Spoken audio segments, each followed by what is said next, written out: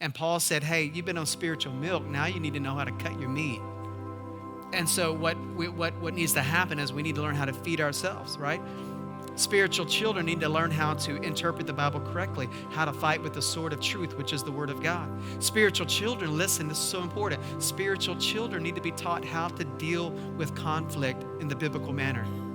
Spiritual children need to be taught how to give wise counsel, how to be held accountable, how to hold others accountable, how to learn to accept criticism that makes us better, how to hear God's voice, how to make wise decisions, how to become the spiritual leader of your home, how to be a godly parent, to be a godly spouse, to be godly in your dating, how to give your testimony, how to invite someone to church, how to break your addiction, how to find answers for difficult questions, how to become a partner with your church, right? How to find out what your giftings are, how to understand what your value to the church is and what the value of the church is to you, right? And so the thing is, there's many things that we need to learn as spiritual children, and we need to be intentional about that. So who wants to grow spiritually?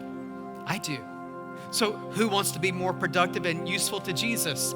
I do, right? So if you're not in a life group, immediately after church, go to the life group table and get in a life group, because you just raised your hand and you're like, I want to change and I want to grow, right? So start attending a life group faithfully, right? You can share as much as you want or as little as you want, and actually you'll have a good time. I love our life groups. Every time I leave life group, I'm like, that was so good.